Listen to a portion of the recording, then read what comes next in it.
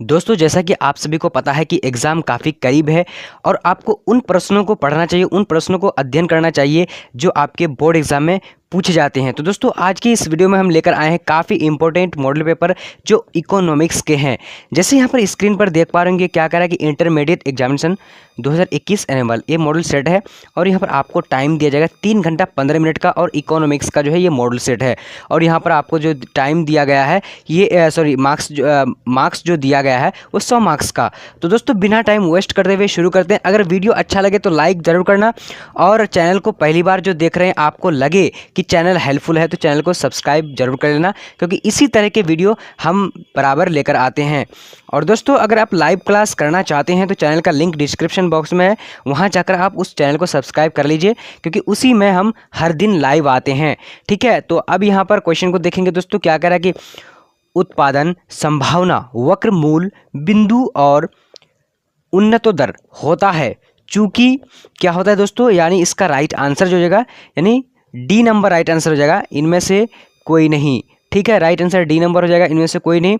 तो उन्नतोदर जो होता है बिंदु की, तो इसका राइट आंसर यानी इनमें से कोई भी नहीं हुआ, राइट आंसर डी। अब बढ़ेंगे अगला प्रश्न की ओर। तो यहाँ पर आ चुके दूसरा नंबर प्रश्न। क्या कह रहा है कि निवल अप्रत्यक्ष कर को परिभाषित किया जाता है। तो दूसरा नंबर का राइट आंसर जो हो जाएगा दोस्तों डी नंबर, यानी इनमें से कोई नहीं, इसका भी राइट आंसर होगा। ठीक है, अगर आप लोग जानते हैं तो इसको अच्छी तरीके से पढ़कर और पूरा सभी क्वेश्चन को देखकर, आंसर को देखकर जो है आप लोग जो है टिक कर सकते हैं। मैं इसीलिए फटाफट बोल रहा हूँ, क्योंकि अगर मैं रुक रुक के बोलूँगा तो काफ़ी लंबा वीडियो बन जाएगा। ठीक है, अब तीसरा नंबर क्वेश्चन को देखते हैं। क्या कह रहा है कि अल्पकाल में पूर्ण प्रतिस्पर्धा फॉर्म के लाभ अधिकतमीकरण की शर्त है। तो इसका राइट आंसर क्या हो जाएगा दोस्तों, यानी ए नंबर क्या है, सीमांत आय। सीमांत आय बराबर सीमांत लागत होता है। तो राइट आंसर यानी ए नंबर हो जाएगा। अब बढ़ेंगे अगला प्रश्न की ओर। तो अगला प्रश्न यहाँ पर क्या कह रहा है दोस्तों, कह रहा है कि यदि अर्थव्यवस्था में सभी लोग अपने बचत की प्रवृत्ति को बढ़ा देते हैं तो अर्थव्यवस्था की कुल बचत क्या होती है, स्थिर वृद्धि होगी, स्थिरता होगी या फिर कमी आएगी, तो क्या होगी। तो इसका राइट आंसर क्या होगा, 4 नंबर का राइट आंसर ए नंबर यानी वृद्धि होगी। ठीक है, अब अगला प्रश्न की ओर बढ़ेंगे दोस्तों, यानी 5 नंबर प्रश्न की ओर तो लेकर मैं आ रहा हूं। तो यहाँ पर आ चुकी है 5 नंबर प्रश्न। क्या कह रहा है दोस्तों, कह रहा है कि अर्थव्यवस्था में साख का सृजन कौन करता है। तो इसका राइट आंसर क्या हो जाएगा दोस्तों, सी नंबर यानी व्यावसायिक बैंक। तो दोस्तों, अगर आप लाइव क्लास हर दिन करना चाहते हैं तो चैनल का लिंक डिस्क्रिप्शन बॉक्स में है, वहां जाकर आप उस चैनल को सब्सक्राइब करके बेल आइकन को प्रेस कर लीजिएगा। ठीक है, अब बढ़ते हैं अगले प्रश्न की ओर। 6ठा नंबर क्वेश्चन तो स्क्रीन पर है। 6ठा नंबर क्वेश्चन क्या कह रहा है, सट्टा के लिए मुद्रा की मांग असीम होती है जब, यानी क्या होती है, ब्याज की दर न्यूनतम स्तर पर हो, या फिर कौन सा राइट आंसर होगा। तो राइट आंसर जो हो जाएगा दोस्तों डी नंबर, इनमें केवल ए एवं बी राइट आंसर दोनों हो जाएगा। ठीक है, राइट आंसर दोनों हो जाएगा। अब बढ़ेंगे अगला प्रश्न दोस्तों। इस मॉडल सेट से आपको लगभग 3 से 4 जो है क्वेश्चन पूछ दिया जाएगा। ठीक है, तो इसको पूरा शुरू से लेकर आखिर तक जरूर देखेगा। अब यहाँ पर क्या कह रहा है कि कारक लागत पर निवल राष्ट्रीय उत्पाद को कहते हैं। तो क्या कहते हैं दोस्तों, इसका राइट आंसर जो हो जाएगा ए नंबर यानी निजी आय कहते हैं। अब बढ़ेंगे अगला प्रश्न की ओर। तो 8 नंबर प्रश्न को हम लोग पढ़ लेते हैं। क्या कह रहा है कि उच्च शक्तिशाली मुद्रा है। तो उच्च शक्तिशाली मुद्रा क्या है, तो इसका राइट आंसर हम लोग यहाँ पर देख लेते हैं। तो राइट आंसर जो हो जाएगा 8 नंबर का ए नंबर यानी currency plus reserve right answer हो जाएगा। अब बढ़ेंगे यहाँ पर 9 नंबर क्वेश्चन स्क्रीन पर है। क्या कह रहा है कि एक आयतकार अति परवलय लागत वक्र है। तो इसका राइट आंसर क्या होगा दोस्तों, यानी 9 नंबर का ए नंबर हो जाएगा, यानी औसत स्थिर लागत वक्र राइट आंसर ए नंबर हो जाएगा। अब बढ़ेंगे अगला प्रश्न यहाँ पर क्वेश्चन नंबर 10 स्क्रीन पर। क्या कह रहा है, सामान्य कीमत स्तर में वृद्धि है। तो इसका राइट आंसर क्या हो जाएगा दोस्तों, 10 नंबर का ए नंबर हो जाएगा, यानी स्फीति राइट आंसर हो जाएगा। अब बढ़ेंगे अगला प्रश्न। तो दोस्तों, अगर आप लोग जो है, मैं सभी आंसर को नहीं बोलता हूं, तो आप लोग जो है देख लीजिएगा सभी ऑप्शन को। ठीक है, चारों ऑप्शन को पढ़ लीजिएगा वीडियो को रोक रोक कर। अगर मैं रोक रोक कर आप सभी को सभी तो ऑप्शन बोलेंगे तो वीडियो बहुत ज़्यादा लंबा हो जाएगी, यानी 20 से 25 मिनट का हो जाएगा। सो मैं बड़ा वीडियो नहीं करना चाहता। अब यहाँ पर 11 नंबर कह रहा है मुद्रा की पूर्ति में सम्मिलित है। तो मुद्रा की पूर्ति में सम्मिलित क्या है, तो इसका राइट आंसर क्या हो जाएगा, डी नंबर, यानी केवल राइट आंसर हो जाएगा। अब बढ़ेंगे अगला प्रश्न। तो अगला प्रश्न यहाँ पर आ चुकी है, क्या कह रहा है, यदि मांग वक्र P बराबर 400 माइनस 2P हो एवं पूर्ति वक्र Q बराबर 100 प्लस P हो तो संतुलन मूल्य एवं मांग होगी। तो क्या होगी, इसका राइट आंसर की बात करेंगे तो दोस्तों 12 नंबर का, तो बी नंबर यानी 200 और ये 100 हो जाएगा। तो इसका राइट आंसर जो हो जाएगा बी नंबर। ठीक है, इसको स्क्रीनशॉट जरूर करिएगा क्योंकि ये क्वेश्चन काफ़ी आपके लिए जो बोर्ड एग्जाम के लिए वीवीआई बन चुका है। ठीक है, तो इस क्वेश्चन को स्क्रीनशॉट कर लिए, यानी राइट आंसर जो होगा बी नंबर हो जाएगा। अब बढ़ेंगे अगला प्रश्न, यहाँ पर 13 नंबर क्वेश्चन क्या कह रहा है कि सकल घरेलू उत्पाद की गणना में सम्मिलित किया जाता है केवल अंतिम वस्तुओं को या फिर मध्यवर्ती वस्तुओं को, उपभोग वस्तुओं को, तो कौन सा राइट आंसर होगा, तो 13 नंबर का राइट आंसर डी नंबर हो जाएगा, यानी उपभोग, सॉरी, इनमें से कोई नहीं राइट आंसर होगा, यानी राइट आंसर जो हो जाएगा डी नंबर। अब बढ़ेंगे अगला प्रश्न, यहाँ पर 14 नंबर स्क्रीन पर आ चुकी है, क्या कह रहा है कि अर्थव्यवस्था के संतुलन की शर्त है। तो इसका राइट आंसर क्या हो जाएगा, 14 नंबर का ए नंबर हो जाएगा, यानी समस्त मांग बराबर समस्त स्फूर्ति, राइट आंसर हो जाएगा ए नंबर। अब अगला प्रश्न यहाँ पर आ चुकी है दोस्तों, क्या कह रहा है कि एक मुद्रा की दूसरे मुद्रा के रूप में कीमत कहलाती है। तो क्या कीमत कहलाती है, इसका राइट आंसर जो हो जाएगा दोस्तों 15 नंबर का राइट आंसर, यानी डी नंबर, केवल ए एवं बी राइट आंसर दोनों हो जाएगा। अब बढ़ेंगे अगला प्रश्न की ओर। तो 16 नंबर स्क्रीन पर आ चुकी है, क्या कह रहा है कि कुल उत्पादन x इकाइयों पर कुल उत्पादन x माइनस 1 इकाइयों पर की परिभाषा है। तो इसका राइट आंसर क्या होगा दोस्तों, यानी 16 नंबर का, तो 16 नंबर का ए नंबर हो जाएगा, यानी कुल उत्पाद की राइट आंसर हो जाएगा। अब बढ़ेंगे अगला प्रश्न यहाँ पर आ चुकी है, क्या कह रहा है दोस्तों, अंतिम, यानी 17 नंबर क्वेश्चन है, अंतिम ऋणदाता किसे कहा जाता है। तो अंतिम ऋणदाता किसे कहा जाता है, तो इसका राइट आंसर हो जाएगा डी नंबर, यानी भारतीय रिजर्व बैंक को कहा जाता है। अब बढ़ेंगे अगला प्रश्न की ओर। तो यहाँ पर आ चुकी है अगला प्रश्न, क्या कह रहा है दोस्तों, कह रहा है कि एक आयताकार अति परलय मांग वक्र के लिए मांग की लोच ई हर बिंदु पर होती है। तो क्या होती है, तो इसका राइट आंसर जो है 18 नंबर का राइट आंसर बी नंबर हो जाएगा, ना ई बराबर 1 राइट आंसर हो जाएगा। अब बढ़ेंगे अगला प्रश्न यहाँ पर आ चुकी है, पूर्ण प्रतिस्पर्धा बाजार में औसत आगाम ए आर सीमांत आगाम एवं मूल्य पी केवल संबंध है। तो दोस्तों इसका राइट आंसर क्या होगा, यानी 19 नंबर का जो राइट आंसर हो जाएगा डी नंबर, यानी पी बराबर ए आर बराबर एम आर राइट आंसर हो जाएगा डी नंबर। ठीक है, अब बढ़ेंगे 20 नंबर क्वेश्चन की ओर। तो 20 नंबर स्क्रीन पर आ चुकी है और देख पा रहे अच्छी तरीके से, क्या कह रहा है कि उत्पादन संभावना वक्र की ढाल ऋणात्मक होती है या फिर अवसर लागत की दर्शाती है या फिर इनमें से सभी। तो कौन सा राइट आंसर होगा, तो 20 नंबर का राइट आंसर ए नंबर, यानी ऋणात्मक होती है। अब बढ़ेंगे अगला प्रश्न यहाँ पर 21 नंबर क्वेश्चन, क्या कह रहा है दोस्तों, कह रहा है कि उपभोक्ता के इष्टतम बिंदु पर बजट रेखा है। तो 21 नंबर का राइट आंसर जो है सी नंबर, यानी एक्स वक्र को स्पर्धा नहीं करती है। तो राइट आंसर सी नंबर हो जाएगा। अब बढ़ेंगे अगला क्वेश्चन की ओर। चलिए, तो 22 नंबर क्वेश्चन स्क्रीन पर आ चुकी है, क्या कह रहा है कि मुद्रा विनिमय का माध्यम है क्योंकि यह दूसरी वस्तु के रूप में आसानी से परिवर्तनीय है।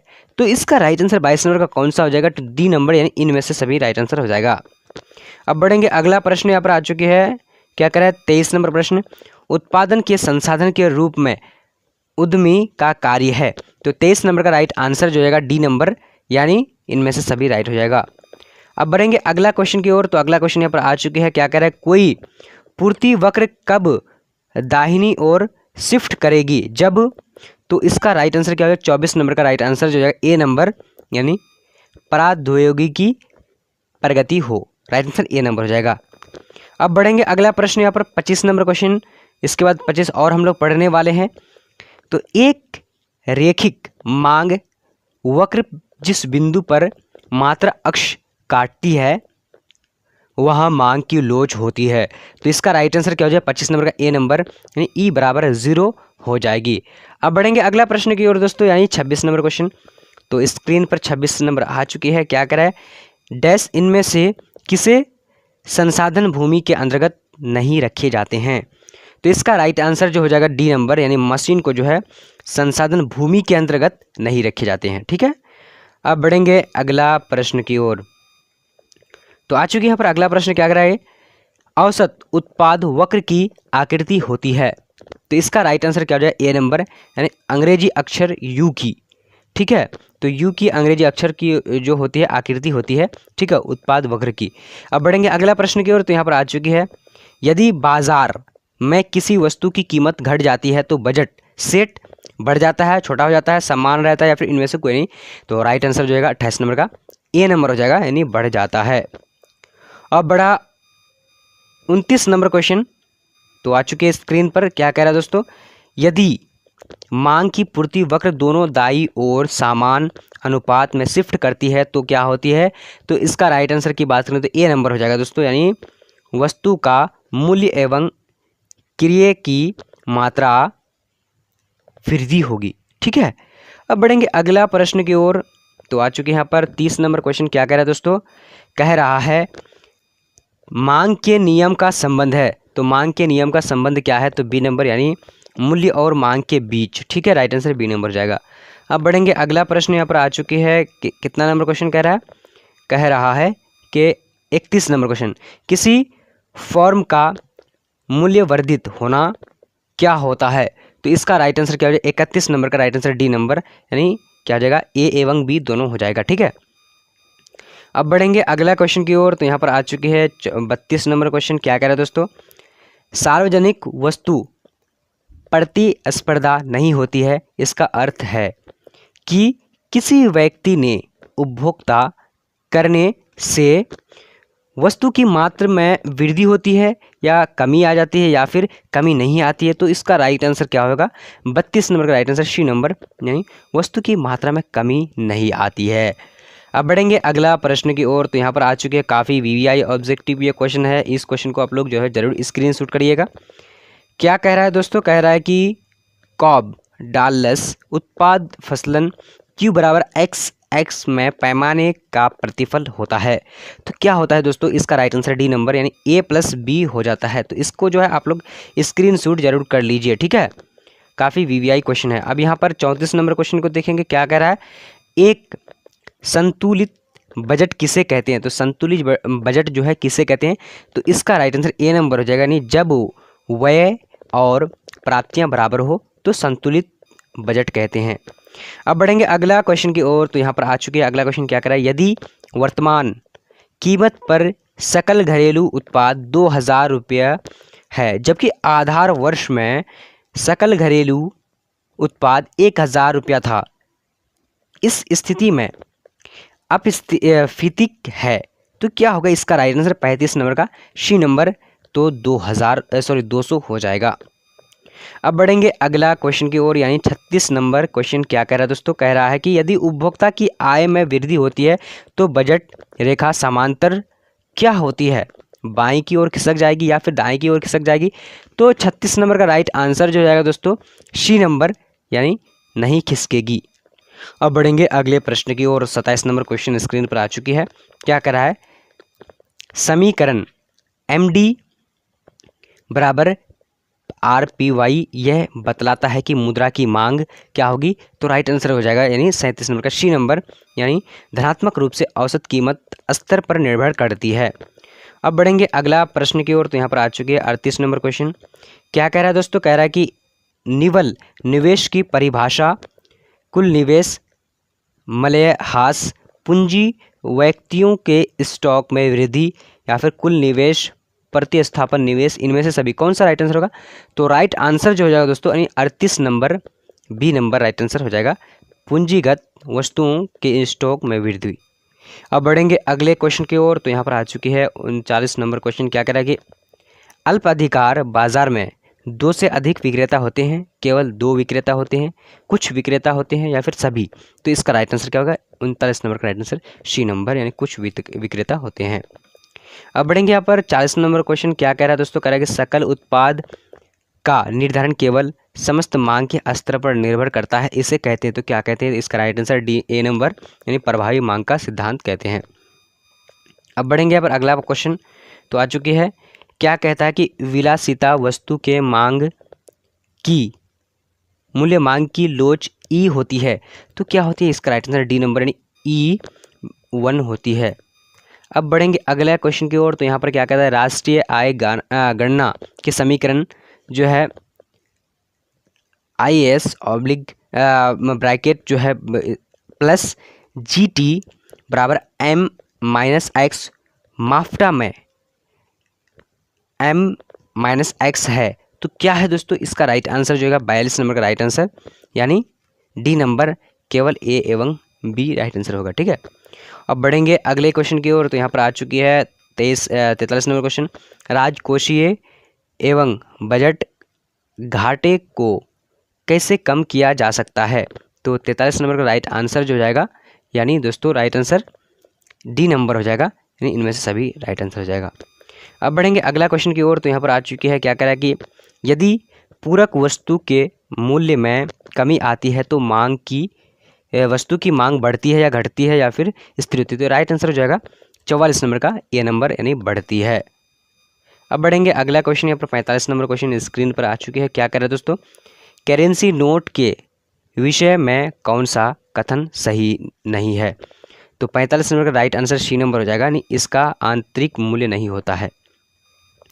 अब यहाँ पर 46 नंबर क्वेश्चन क्या कह रहा है दोस्तों, कह रहा है कि किसी वस्तु की कीमत बढ़ेगी तो उसका स्थापन वस्तु की मांग बढ़ जाएगी या घट जाएगी, क्या होगी, तो राइट आंसर ए नंबर हो जाएगा, नहीं बढ़ जाएगी। अब क्वेश्चन नंबर बढ़ेंगे 47 नंबर, इसके बाद जो है 3 क्वेश्चन को और कवर करने वाले हैं।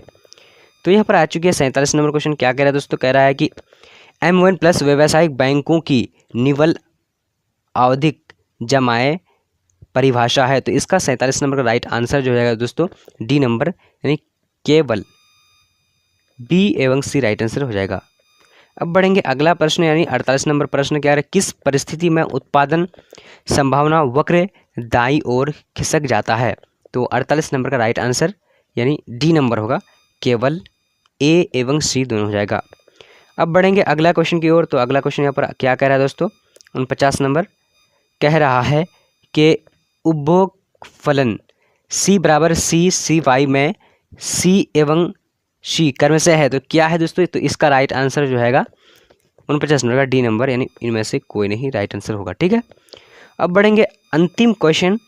ठीक है, तो अंतिम क्वेश्चन क्या कह रहा है कि कम कीमत पर उपभोक्ता वस्तु की मांग की मात्रा बढ़ा देता है क्योंकि वस्तु सस्ती हो जाती है, तो इसका राइट आंसर कौन सा हो जाएगा, 50 नंबर का डी नंबर हो जाएगा, यानी केवल ए एवं बी राइट आंसर होगा। तो आज का वीडियो आप लोगों को कैसा लगा कमेंट करके जरूर बताएं। तो अगला विषय कौन सा सब्जेक्ट का होना चाहिए, यानी अगला वीडियो जो कौन सा विषय का होना चाहिए, तो आप लोग कमेंट करके जरूर बताएंगे। आज के लिए इतना ही तक, तब तक के लिए जय हिंद जय भारत, मिलते हैं अगले वीडियो पर।